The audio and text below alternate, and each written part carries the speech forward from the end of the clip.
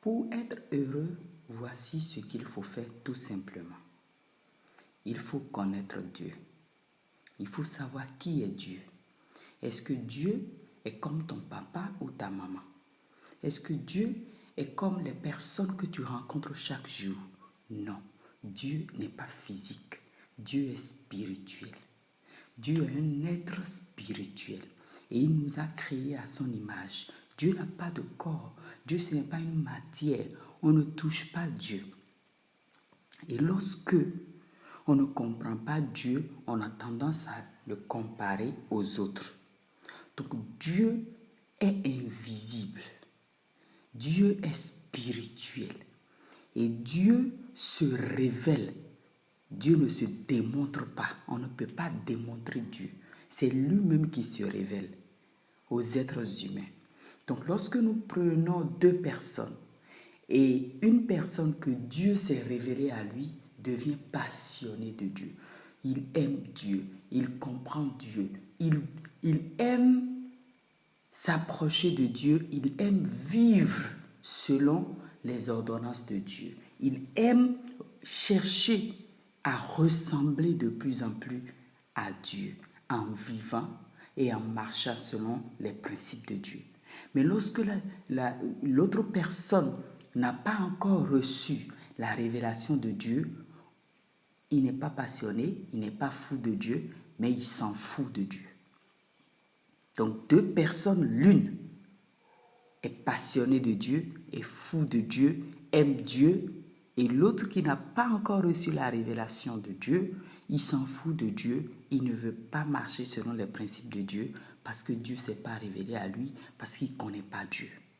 Donc c'est ça que nous devons comprendre pour être heureux. Et nous ne pouvons pas trouver le bonheur sans Dieu. Le bonheur est en Dieu. En tant qu'un être humain, nous avons Dieu en nous. Quand Dieu a créé l'être humain, depuis Adam et Ève, il a soufflé. Il a mis son esprit en nous.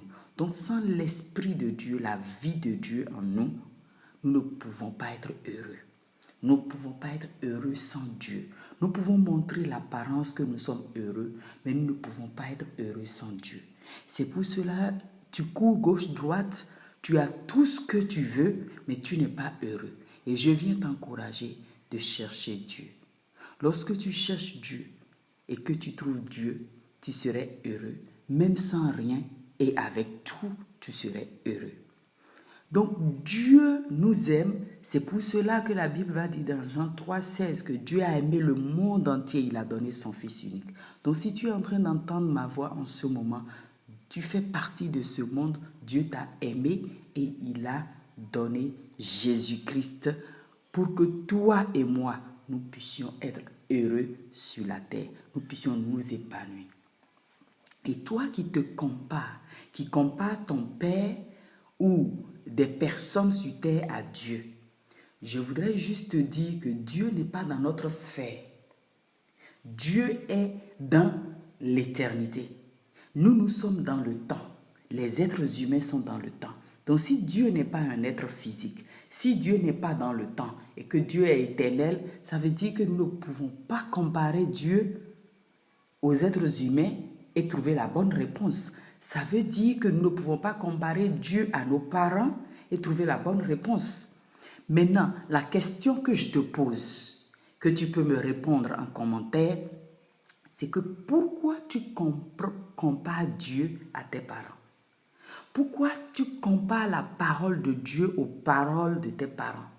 Pourquoi tu compares la parole de Dieu aux paroles des humains? Les humains peuvent te dire quelque chose de ne pas respecter ça. Parce qu'ils sont des humains, parce qu'ils sont des hommes qui sont dans le temps. Ils sont des hommes qui sont physiques. Ils sont des êtres faibles.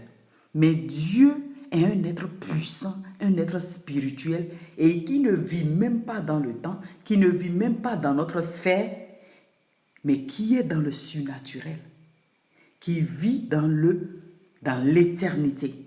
Donc, quand Dieu te donne une parole, je viens te dire tout simplement que ça n'a rien à voir avec la parole que ton papa t'a dit. Les promesses que Dieu t'a faites n'ont rien à voir avec les promesses que ton papa t'a faites, tes parents t'ont fait ou quelqu'un t'a fait qui n'a pas tenu. Donc, crois fortement en les promesses de Dieu et tu serais heureux car il n'est pas physique. Dieu n'est pas physique. Les promesses de Dieu vont s'accomplir certainement, forcément et sûrement à coup sûr dans ta vie. Parce qu'il ne vit pas dans notre sphère et il n'est pas comme nous, il est spirituel. Cette différence déjà te suffit de comprendre et d'espérer et de croire en la puissance et les promesses de Dieu. Et lorsque tu crois et puis tu t'accroches à cela, c'est alors que tu vois la manifestation de ces promesses. La Bible nous dit dans le livre de Hébreux que lorsque nous ne nous arrêtons pas de faire confiance en Dieu et que nous marchons dans la patience, à coup sûr, les promesses de Dieu, nous les verrons. Et nous aurons les résultats des promesses de Dieu. Que cela soit ton partage. Partage cette vidéo, abonnez-vous et n'oubliez pas d'appuyer la cloche de notification pour ne pas manquer notre vidéo. Que le bonheur et la grâce se répandent autour de toi au nom de Jésus.